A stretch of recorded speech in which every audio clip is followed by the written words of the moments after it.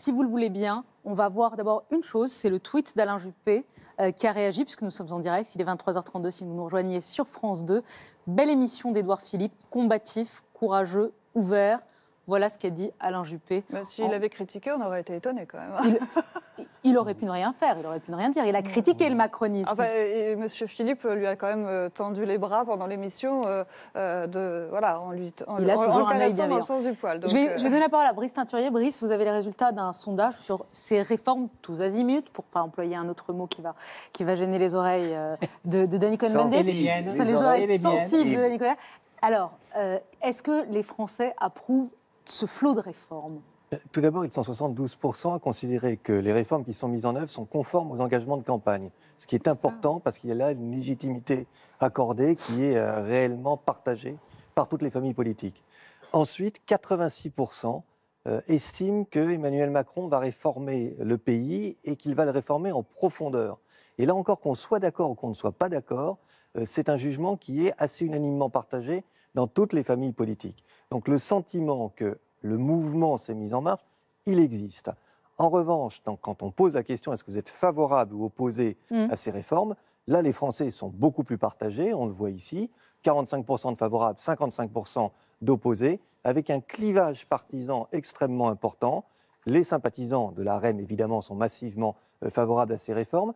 Les sympathisants LR et PS le sont aussi, globalement, et c'est aux deux extrêmes, du côté de la France Insoumise et du Front National, que là, pour le coup, on a un rejet extrêmement prononcé. Donc une dynamique qui est réelle, qui est perçue et qui est relativement approuvée, même si l'approbation reste minoritaire. Emmanuel Ménard, vous réagissez ? Oui, d'abord, je pense que ça dépend. Enfin, quand on parle des réformes, je pense que les Français ne sont pas globalement d'accord, favorables ou opposés aux réformes. Parce que ça dépend de quelles réformes on parle. Là, justement, on nous a... Celle qui a été mise en œuvre, oui, parce que sinon, alors entre la loi travail, entre les annonces qu'on nous a faites sur l'impôt de solidarité sur la fortune, alors ça, je ne pense pas que les Français soient globalement très favorables à ce qui a été annoncé, d'exonérer les jets privés et les yachts de l'impôt sur la fortune. La CSG, je pense que si vous demandez aux retraités qui manifestaient ce matin s'ils sont contents de cette réforme, même si parmi eux, certains ont certainement voté pour M. Macron, je crois qu'ils ne doivent pas être contents du tout. Et quand on a vu depuis quelques jours différents reportages sur justement ces retraités censés être aisés, comme dit M. Macron, qui gagnent 1 200 € par mois, et qui vont être touchés de plein fouet. J'ai entendu M. Darmanin qui disait tout à l'heure, avec cette réforme, on va donner un 13e mois aux Français. Mais il n'a pas demandé aux retraités qui vont avoir un 12e mois en moins ou la moitié d'un 12e mois en moins ce qu'ils en pensaient. Donc, je vais vous donner la parole, Emmanuel Todd, mais d'abord, je voudrais entendre François Langlais. François, est-ce que vous avez le sentiment qu'à l'issue de cette émission d'Édouard Philippe, est-ce que vous avez le sentiment qu'il a réussi à dissiper cette petite musique qu'on entend depuis 4 mois, que c'est le président des riches qui ne parle qu'aux riches, aux start-upers, à ceux qui parlent 3 langues, aux inclus, à ceux qui ne sont pas laissés pour compte de la mondialisation? Je ne pense pas que ça a été dissipé. Il a très bien décrit le pari libéral que décrivait Danny Cohn-Bendit tout à l'heure, qui est effectivement quelque chose d'assez différent de la théorie du ruissellement. On parie sur l'initiative, il a donné des arguments, d'ailleurs il a relié, c'est au fond comme ça qu'il explique la baisse de l'ISF et globalement l'œuvre fiscale et l'œuvre sociale, qui sont les deux que nous avons derrière nous. Mais justement, on subsiste. C'est même plus que subsiste, ça fait naître, ça fait renaître, et ça aiguillonne une critique qui est celle de l'équilibre politique. C'est-à-dire, au fond, il n'y en a pas pour tout le monde. Et autant on peut entendre que dans la suite du quinquennat, ça se produira, mais on ne sait pas de quoi seront faites la réforme de la formation, la réforme de l'assurance chômage. Je ne suis personnellement pas sûr qu'elle donne plus de sécurité. Ça reste à prouver. Du coup, il se trouve déséquilibré, me semble-t-il, au plan politique, et vraiment mécaniquement porté vers la droite, mais la droite libérale, puisqu'il faut le préciser. Alors, Emmanuel Todd, puis Danny Cohn-Bendit. Il y a une raison quand même, peut-être un peu subconsciente, pour que les gens prennent ces réformes au sérieux. C'est qu'on vient d'assister à une désintégration du système politique français. C'est-à-dire qu'on a vécu pendant des années sur des fictions d'une opposition entre la droite et la gauche. Cette fiction a explosé, à mon avis, plus dans l'esprit des gens que dans le cerveau. Bon, Macron a tiré parti de ça, mais on a atteint une sorte de seuil. Le système politique s'est décomposé. Macron arrive au pouvoir, ses politiques ne sont en fait pas très différentes de ce qu'aurait fait Fillon ou n'importe quelle autre politique de droite, et les gens sentent confusément qu'on est au début de la crise, simplement. C'est qu'après la crise du PS et la crise de la droite, j'oublie toujours son nom parce qu'elle change tout le temps, il y aura la crise du macronisme et qu'on est au début d'une période de dérive, d'ampleur et de direction assez incertaine. Pardonnez-moi, il a beaucoup moins parlé, François-Xavier Bellamy. Je pardonne tout le monde. Trop aimable. Non, c'était à Eléa, c'est la même. J'ai le pardon de Denis Cohn-Bendit. Alors, tout le monde est pardonné. Je crois il faut quand même pas tout mélanger et tout mettre dans le même sac. Encore une fois, moi, ce qui me frappe le plus, c'est qu'il y a beaucoup d'agitation, mais peu d'action en profondeur. On disait, François Fillon aurait fait la même chose. Je soutenais François Fillon à titre personnel. Je crois qu'aujourd'hui, l'un des problèmes majeurs dans notre pays, par exemple, c'est le coût qui pèse sur le travail. Aujourd'hui, rien n'est fait en la matière. Un des problèmes majeurs, on en a parlé ce soir, c'est la dette. Rien n'est fait en la matière, ou si peu. L'État va encore dépenser autant cette année. Et où est le véritable courage qui consisterait à se poser ensemble les bonnes questions? Et c'est là où je ne suis pas sûr que la méthode des ordonnances soit la mieux choisie. Je pense que les Français ont la maturité nécessaire pour comprendre qu'il faut ajuster en profondeur nos façons de concevoir ce qui nous lie dans l'économie de demain. Et donc, il faut, me semble-t-il, il aurait fallu prendre le temps de s'approprier ces questions. Et là, le grand malheur, c'est que ce président va apparaître comme le président des riches, et à bien des égards, il le sera par cette espèce de réforme de l'ISF qui va encourager la liquidité du capital et décourager au contraire le fait de l'investissement immobilier qui lui aussi compte dans notre pays, alors qu'il y a une crise du logement massive. Il va donner de mauvais signaux, il va accentuer encore le sentiment d'inégalité et les inégalités très profondes sans résorber vraiment les problèmes de fond qui pèsent sur l'activité économique dans notre pays. Vous avez l'air excédé. Non, je ne suis pas excédé. Je voudrais... Si, excédé. Non, 4 constatations pour essayer qu'on s'en sorte. Premièrement, que ce soit Fillon élu, que ce soit Hamon élu, que ce soit Macron élu, que ce soit Marine Le Pen élue, que ce soit... L'Europe du riche, c'est ce que vous allez nous dire non, je ne suis pas débile. Tous, après 4 mois, auraient un sondage de majorité contre eux. Tous. Mais la question, c'est pourquoi faire? Attendez, camarades, je dis simplement que la France aujourd'hui, et pas que la France, tout changement, chacun, chaque corporation, chaque partie de la société dira « c'est mauvais pour moi ». Constatation numéro 1. Constatation numéro 2. Je suis d'accord que dans la flexi-sécurité qu'a formulée, qu'a essayé de développer, qui n'est pas d'un autre âge, qui est pour moi très moderne, eh bien, la partie sécurité qui, d'après moi, doit s'incarner par la formation professionnelle, le chômage quand on a perdu, l'accompagnement pour trouver, cela, pour l'instant, c'est une programmation de loi dont on ne connaît pas le contenu. Donc c'est normal que, et comme un journaliste est sceptique génétiquement, il dit « je ne sais pas si ça va marcher », c'est tout à fait logique. Donc ça manque. C'est vrai. Mais maintenant, je veux finir, juste mon argument. Allez-y. Maintenant, il pense au gouvernement et Macron pense sur le quinquennat. Et il ne pense pas au sondage après 6 mois, après 7 mois. Il dit, si dans 2 ans, ce que je prétends, la dynamique, plus un sentiment de sécurité et de formation est entré dans les mœurs et que les gens en France disent, c'est vrai, ça a changé, il a gagné. Si ce n'est pas le cas, il a perdu. Bien. Voilà Nathalie, le problème. Nathalie et c'est Saint-Cricq. pas ce qui se passe au bout de 4. On sent rien, l'action, mais enfin c'est ridicule. Il y avait les grandes vacances, on est en septembre. J'aimerais parler du problème du coût du travail. Alors, quand même. Nathalie C'est Saint-Cricq, important. d'un mot, Emmanuel Todd. Nathalie Saint-Cricq. Je partage l'avis de Daniel Cohn-Bendit, c'est-à-dire qu'effectivement, il a une préoccupation du temps long, c'est-à-dire qu'il n'est pas en train l'œil rivé sur le baromètre, même s'il dit qu'il ne regarde pas les sondages et qu'il les regarde, il sait très bien que ce n'est pas le sujet. Alors, ça peut s'incarner, ce qu'a dit Daniel Cohn-Bendit, de l'histoire des emplois aidés. Tout à l'heure, on voit ces femmes qui travaillent en disant c'est notre dignité, c'est tout ça. Et on leur répond, Édouard Philippe dit, mais ce n'est pas des vrais emplois, il vous faut une formation, et après, vous verrez, ça marchera, ça débouchera sur des vrais contrats. Tout le problème, c'est ce fameux temps. Si, comme il le dit, cette politique amène ses fruits dans 18 mois, eh bien, qu'est-ce qu'on va faire, ces jeunes femmes? C'est-à-dire qu'elles vont se retrouver avec ce manque de dignité, peut-être à Pôle emploi, peut-être au RSA. Oui, attendez, oui, voilà. François-Xavier Bellamy. Saint-Cricq, juste sur un truc, sur les emplois aidés que je ne comprends pas et que je ne comprends pas, Édouard Philippe. Ils sont aperçus qu'il y a eu des erreurs.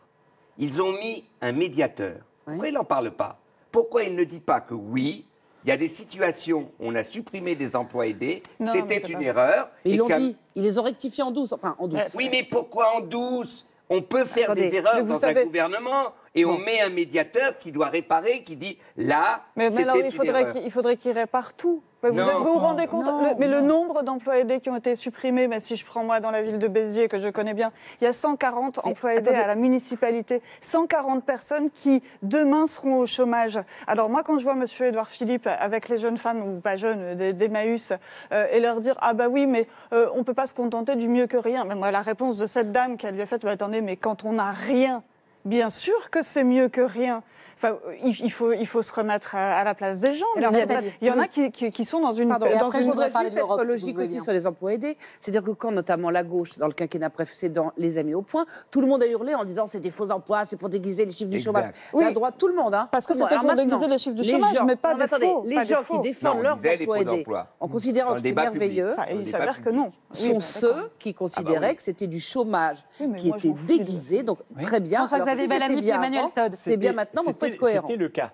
Et je ne défends pas le Ça principe l'est des plus emplois aidés. maintenant. Mais si vous devez supprimer les emplois aidés, il faut que vous donniez la possibilité aux entreprises, aux associations de créer du vrai emploi. Et le problème, c'est que quand une entreprise ou une association doit payer le double en charge sur le travail, alors à ce moment-là, Bien sûr. évidemment, Mais c'est vous tout le calcul privez- de vous l'adaptation. privez- En fait, qu'est-ce que c'est que les emplois aidés? C'est une façon par laquelle l'État recrée de l'activité avec l'argent qu'il a ponctionné sur les entreprises privées ou sur les associations ou les collectivités. Et donc, il faut faire une réforme globale. Bien sûr, la droite était contre les emplois aidés, mais il fallait commencer par faire une vraie réforme systémique. Et là, je suis désolé, le temps long n'y changera rien. C'est pas parce que vous avez plafonné les indemnités légales pour On va dire- licenciement Allez. abusif que vous allez Je relancer voudrais quand même l'activité. dire un Vous mot pouvez sur attendre cette 5 notion ans. Un de mot coût du- chacun, et après un on mot passera à sur l'Europe, cette je vous le notion dis, de- parce qu'on ne sur- passera pas l'Europe à la trappe. Je vais vous faire une transition. Alors. Cette histoire de coût du travail qui est l'obsession, on flexibilise, mais l'idée c'est de faire baisser le coût du travail. Mais c'est là que je suis vraiment inquiet parce qu'on a l'impression que nos gouvernants ne se rendent pas compte que la lutte sur le coût du travail se fait en interne à l'Europe. Ce n'est pas une lutte contre le coût du travail en Chine ou des pays émergents. C'est contre le coût du travail en Allemagne, en Italie, en Espagne. Et qu'en fait, toute cette dynamique de flexibilisation, de baisse du coût du travail, c'est quelque chose qui simplement représente une guerre interne à l'Europe. Et bien entendu, dans cette guerre, peut-être que les Français auront le dernier mot et mettront au tapis les Italiens et les Espagnols, mais je vous garantis, ça va énerver Daniel Cohn-Bendit, qu'on n'aura pas le dernier mot contre les Allemands pour faire baisser le coût du travail. Allez, ça va vous faire plaisir, on va parler d'Europe.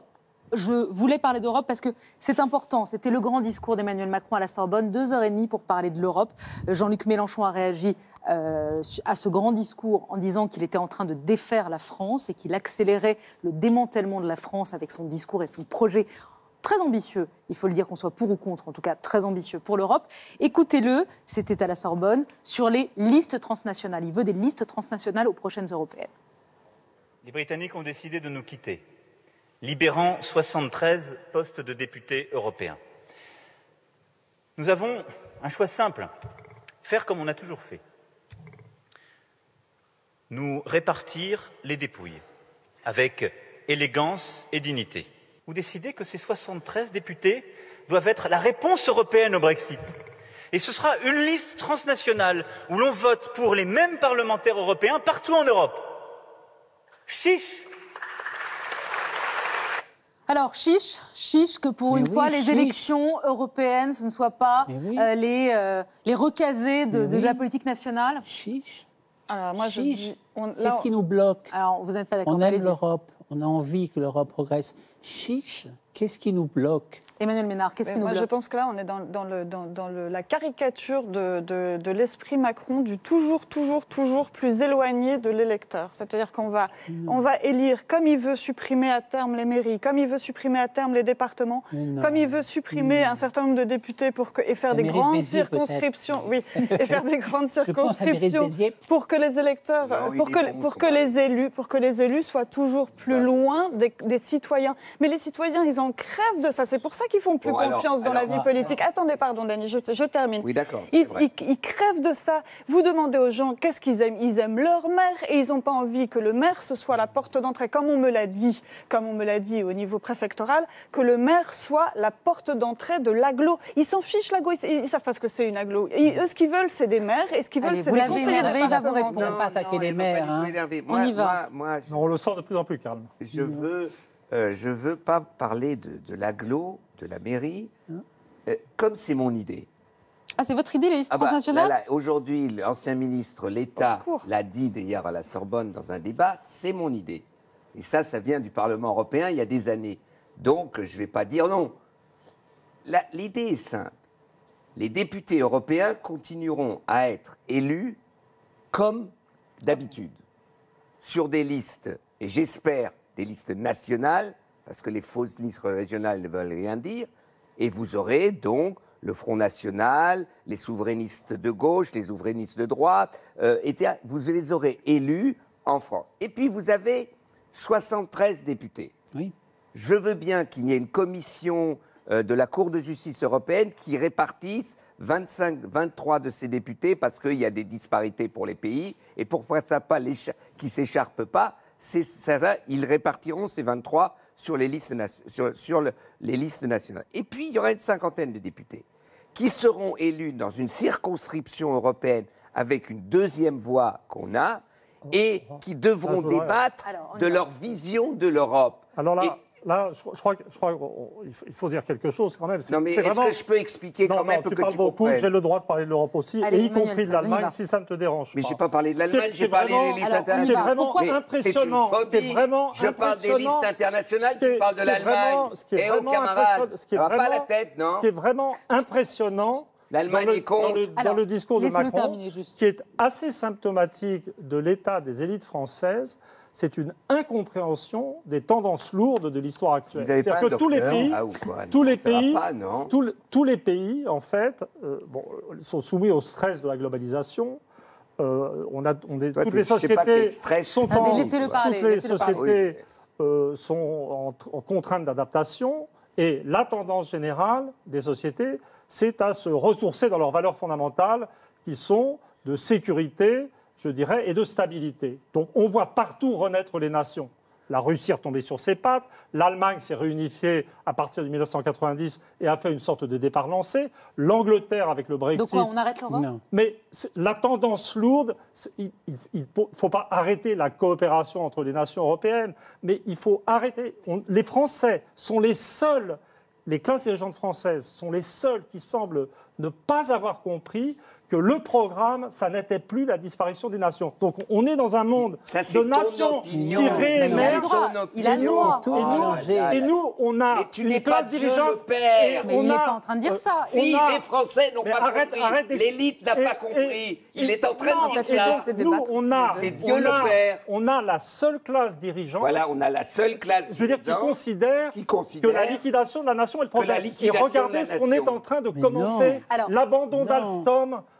L'abandon des chantiers navals de Saint-Nazaire. On a une classe de dirigeants tout à fait extraordinaire. François Langlais veut la parole, plus François Xavier Bellamy. Je distribue la parole. François Langlais. Je voulais corroborer François Langlais, on l'écoute. Je voulais corroborer ce que dit Emmanuel Todd au plan économique. C'est ce qu'on voit. Alors on peut le considérer comme souhaitable ou regrettable, je ne veux pas entrer là-dedans, mais on voit la réapparition des frontières. Et c'est spectaculaire depuis une dizaine d'années. Ça se préparait auparavant. Et l'Europe est très exposée à cela parce qu'elle s'est construite sur la disparition des frontières alors qu'on sent sourdre de nos pays justement une demande d'identité, de frontières, de protection à laquelle une bonne partie de la classe politique n'a pas su répondre jusqu'ici. La politique, c'est d'aller la politique, mais ça ne veut pas dire que la résurgence des frontières est la solution au problème qu'ont les gens. Non. C'est tout. Donc c'est trop simple de dire ça réapparaît. Par exemple, prenons Alstom, parce que je commence à en avoir ras-le-bol. 90 entreprises allemandes ont été rachetées par des Françaises.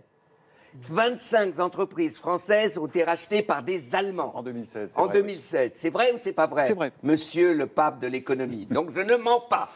Et donc je veux dire par là que quand Peugeot a racheté Opel, c'est les jobs à Bochum qui étaient. Et pourquoi ces jobs sont sécurisés? Parce qu'il y a en Allemagne, et que Peugeot doit adapter, la cogestion, et qu'on ne peut pas faire n'importe quoi avec les syndicats. Et que c'est intéressant avec Alstom, c'est que Siemens et les syndicats de Siemens ont imposé dans l'accord que la cogestion allemande devra se faire aussi à Alstom France. Donc vous avez une introduction Ah oui, la cogestion que les Tu te rends compte que t'es syndicats... vraiment drôle. Mais non, t'es pas drôle quand t'es ridicule. Mais, T'es un Françoise malade Xavier Bellamy, là-dessus. c'est T'es difficile. complètement Vous malade. êtes- c'est- Que la non. cogestion, ça veut dire que non, les là, stop. syndicats français C'est- devront co-gérer. Danny Cohn-Bendit, c'est un débat. Et François-Xavier Bellamy, mais il y en a c'est marre difficile. de ça. Non, mais c'est difficile de parler quand on a Emmanuel Todd et Danny Cohn-Bendit sur un même plateau. Allez, C'est vous qui avez- C'est vous qui avez choisi. Non, mais je C'est vous qui avez l'assume, choisi. j'en Mais nous, on est je beaucoup- l'assume. Et encore, on est vous nous beaucoup avez plus- pas je vu rue l'assume. Daguerre quand Nous, on on se est- croise. nous, on est Alors, beaucoup on y plus va. doux. C'est pas une question d'économie d'abord, c'est une question de politique. Et précisément, il y a une question fondamentale, qui est la question de la démocratie.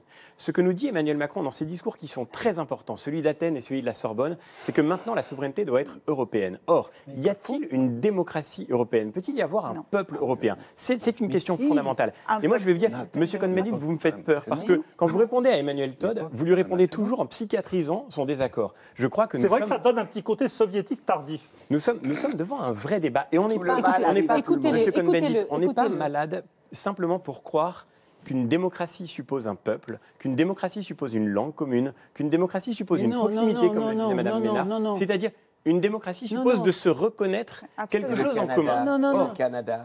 Les histoires sont différentes, les Ah, réalités d'accord, sont d'accord. différentes, les J'ai pas cultures dit- sont j'ai différentes. pas dit- Emmanuel Macron lui-même a Allez-y. dit dans son discours de la Sorbonne que l'Europe serait à jamais une réalité multilingue. Oui. Eh bien, je ne crois pas, précisément, que l'Europe puisse être un jour un espace démocratique. Et ce que je veux dire, c'est que C'est terrible d'entendre vous êtes, pardonnez-moi, Mais vous non, êtes, la preuve, vous êtes regardez les révolté députés pour la européens, ils liberté n'ont quand aucun vous étiez pouvoir. jeune, je me révolte pour ma liberté de demain. Ouais, ils en ont Je pas crois assez. que l'Europe ne peut pas être autre chose, si nous tenons à la démocratie, que cet espace de coopération entre des nations souveraines, et que la souveraineté européenne deviendrait, et ça s'entend dans ce que vous dites, une souveraineté technocratique. On va demander à la Commission de la Merde. Cour J'ai de nous rien mettre- dit sur la vous venez- Commission. On va lui Oh, mais demander non, de nous vas-y. mettre 23 députés dans un sens J'ai et pas 50 dit- députés j'ai dans pas l'autre. dit ça. Eh, nous n'avons Eh, pas eh, élu M. Macron faut pas pour ça. ridiculiser les Et choses.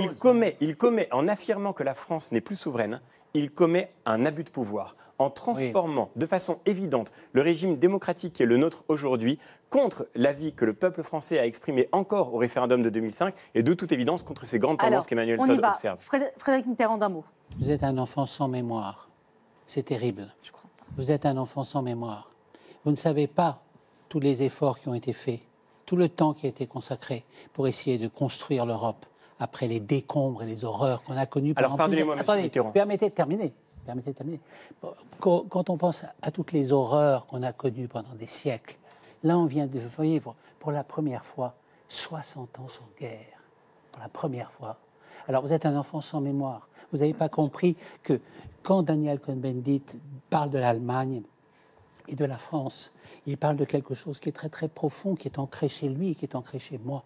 Peut-être parce que je ne suis pas la même génération, mais moi j'ai une connaissance de l'histoire et de Vous la en faites mémoire pas, moi je peut-être suis plus vieux et grande. d'accord avec vous sur ce point. Attendez, vous me permettez, là vous avez beaucoup monopolisé le débat. Hein. Moi je crois profondément à la construction européenne telle qu'elle a été imaginée par Maurice Schuman. Profondément. Telle qu'elle a été imaginée par Jean Monnet. Telle qu'elle a été imaginée aussi par le général de Gaulle et Adenauer quand ils sont pris la main, par François Mitterrand. Pardonnez-moi, mais Attendez, vous me laissez terminer. Vous, quel me laissez, incroyable- vous avez parlé beaucoup, vous me laissez terminer. Vous me laissez terminer. Vous êtes gentil, vous me laissez terminer 2 minutes. Hein. Bon, je crois à ça profondément. Et je ne crois pas du tout à toutes vos histoires de la démocratie ici, la démocratie là. Toute l'Europe va vers la démocratie. Et ce n'est pas parce qu'il y a eu le Brexit, et ce n'est pas parce qu'une partie de la population américaine a voté pour Donald Trump que la tendance générale, c'est celle-là. Non, non, je ne crois pas du tout ça. 60% des Français sont pour l'idée européenne. C'est énorme. Et si vous allez dans tous les autres pays d'Europe, vous sentez la même chose. Et vous voyez aussi les pays qui souhaitent rentrer dans Vous lui l'Europe. répondez d'un Donc mot, voilà. j'aimerais entendre encore Emmanuel Donc, je suis Ménard pas et c'est d'accord bientôt du terminé. tout avec vous. Et Allez-y. pas du tout. quel Pas incroyable du tout. chantage. Je suis Chantage, moi, absolument, maître chanteur, moi moi. aussi, évidemment, Non, pas favorable du tout. à la Vous êtes pour les construction d'une paix souverainetés. européenne. Pas du tout. Je Vous êtes pour retiens les simplement, monsieur souverainetés Mitterrand, de je chacun retiens des simplement pays. Laissez-le- que la laissez-le dernière répondre. fois qu'on a voulu faire l'Europe contre les peuples, Oui. c'est précisément à ce moment-là qu'on a fait la pire guerre possible. Le fait de vouloir supprimer les frontières à l'intérieur de l'Europe a été précisément la tentation du siècle dernier. Et je crois qu'aujourd'hui, nous devons avoir la lucidité de reconnaître que précisément, c'est dans la capacité démocratique des peuples à coopérer ensemble que se trouve le gage de la paix future. Et pardonnez-moi, mais invoquer les mannes du général de Gaulle pour abandonner la souveraineté nationale, ça me paraît être absolument terrible. C'est exactement ce que nous dit M. Macron aujourd'hui. M. Macron nous dit il n'y a de souveraineté qu'européenne. M. Macron nous dit il n'y a de souveraineté qu'européenne. Il a dit que la souveraineté européenne protège la souveraineté nationale. Non, il a dit qu'il n'y avait plus de capacité d'action de la France sans l'Europe. Emmanuel Ménard. C'est pas cacophonie, on peut dire n'importe quoi autour d'une table, d'accord. Je pense que les Français se reconnaissent effectivement, quand vous dites qu'ils aiment à 60% l'Europe, ils se reconnaissent dans cette idée d'Europe de M. Schuman et de M. Monnet. Sauf que cette Europe-là, c'est pas l'Europe d'aujourd'hui. Et aujourd'hui, non, plus du tout. L'Europe d'aujourd'hui, c'est l'Europe de la Commission, c'est l'Europe de députés européens qui n'ont aucun pouvoir. Et quand vous allez demander, pardon, je peux finir. Est-ce que je peux finir? Et quand vous allez demander aux viticulteurs du sud de la France, aux maraîchers du sud de la France qui pensent de l'Europe, eux, ce qu'ils vous disent, c'est c'est très bien l'Europe, mais si on avait tous les mêmes règles, on ne serait pas concurrencés déloyalement par nos alter-ego espagnols. Donc, eux, ce qu'ils voient, c'est que l'Europe, effectivement, il y a une base commune, et qu'après, on rajoute des normes, et que on arrive à des différences flagrantes entre pays. Alors, ça ne peut pas être ça, l'Europe. Un mot chacun pour terminer. Je voudrais juste te dire que sur les listes transnationales, j'ai parlé d'un débat démocratique, et que si ce que vous dites est majoritaire, vous aurez gagné les élections européennes. J'ai pas dû dire d'imposer, j'ai dit les listes transnationales vont vous permettre à vos gens souverainistes de droite, à Emmanuel Todd, souverainiste de droite, de gauche, d'en haut et d'en bas en même temps, à Madame Emmanuel Ménard, de gagner des élections. J'ai simplement dit, c'est une proposition de débat où ceux qui défendent une souveraineté européenne devront se concurrencer devant les électeurs européens contre ceux qui défendent une souveraineté nationale. C'est tout ce que j'ai dit. J'ai parlé d'un débat démocratique que les élections vont régler. Il n'y a pas plus démocratique que ça, cher ami. Je crois qu'il serait important que dans les programmes de formation de l'ENA, maintenant, il y ait des cours d'anthropologie qui introduisent à une réelle compréhension de la diversité des peuples européens. Ce qui me frappe dans le discours de gens comme Macron, dans le discours de gens comme Philippe, c'est en fait la méconnaissance de ce qu'est l'Europe et de ce qu'est l'Allemagne, le pays qui dirige l'Europe actuellement. Je suis frappé par un déficit de formation intellectuelle. Je sais que c'est tabou. J'avais réussi à placer dans une interview le fait que je trouvais que Macron m'avait pas l'air fut-fut, en fait. On n'a pas le droit de le faire passer. Que c'était mon opinion. Mais je crois que vraiment, il y a un problème intellectuel. Et je suis content d'avoir pu le dire en direct. Vous l'avez dit en direct parce que je ne peux pas vous couper. Brice Teinturier. Brice Teinturier. T'es borné. Brice Teinturier, s'il vous plaît. Juste sur un point. Aujourd'hui, les Français qui se satisfont de la répartition des pouvoirs entre le niveau national et le niveau européen sont extrêmement minoritaires. Donc il y a un mécontentement massif à l'égard du fonctionnement actuel. La tendance, c'est effectivement plutôt à une renationalisation souhaitée d'un certain nombre de décisions qui aujourd'hui se font au niveau européen. Et depuis l'élection d'Emmanuel Macron, cette tendance lourde qu'on avait depuis de nombreuses années commence à bouger en faveur plutôt d'une moindre tendance à vouloir renationaliser la décision. Donc on voit bien que c'est aussi très corrélé aux offres politiques, à ce que disent les leaders politiques et à leur capacité ou pas à entraîner les peuples vers telle direction. Il faut dépasser ce qui ne marche pas plutôt que de reculer. Il faut dépasser ce qui ne marche pas. On est d'accord, Madame Ménard, que la Commission européenne, qu'il y a plein de trucs qui ne marchent pas. Il faut dépasser ce qui ne marche pas plutôt que de reculer. J'y reste une minute. Je vais vous faire réagir, mais très rapidement, si vous le voulez bien, sur une petite phrase d'Emmanuel Macron qui est racontée dans le livre de Philippe Besson, un personnage de roman. Il raconte les relations tourmentées d'Emmanuel Macron aux intellectuels, notamment vous, Emmanuel Todd. Vous êtes cité, les intellectuels sont devenus des éditorialistes, des esprits tristes, englués dans l'invective permanente. D'un mot. Non, mais j'ai déjà dit assez de mal de Macron, je pense que ça suffit. Je pense que l'opinion est faite. Emmanuel Ménard. Moi, je ne me sens pas intellectuelle, donc je ne me sens pas visée par sa critique. Moi, je trouve ça tellement méprisant. Il y a une chose, c'est inquiétant. C'est inquiétant de la part d'un type qui est censé être supérieurement intelligent. cette méfiance vis-à-vis de l'esprit et de l'intelligence. C'est un côté populiste, poujadiste, et qui semble trahir un certain état d'énervement. Emmanuel Ménard, d'un mot. Non, moi, juste, elle a encore un petit mot à dire. Ce qui m'inquiète, c'est le côté méprisant et qui ressort régulièrement dans les petites phrases de M. Macron. Frédéric Mitterrand. Aucune réaction à l'égard d'une citation coupée de son contexte. On est encore dans la civilisation et la culture du tweet, et je la désapprouve complètement. Vous avez le droit. François-Xavier Bellamy. Je pense qu'elle pose le problème majeur des années qui viennent, qui est le problème de la démocratie. Au fond, M. Macron, de toute évidence, a un problème avec le concept même d'opposition, et on voit bien, M. Cohn-Bendit, vous parliez de démocratie, mais avec quel mépris vous traitez l'opinion divergente de la vôtre. Je trouve que depuis le début de ce quinquennat, nous entendons M. Macron nous parler effectivement de ces passions tristes dont il affuble tous ceux qui pensent différemment de lui. Je crois au progrès, je crois à l'avenir, je crois à la démocratie, et nous ne nous laissons pas réduire à ce type de caricature. Denis Cohn-Bendit, Habermas trouve grâce à ses yeux. La chose est simple.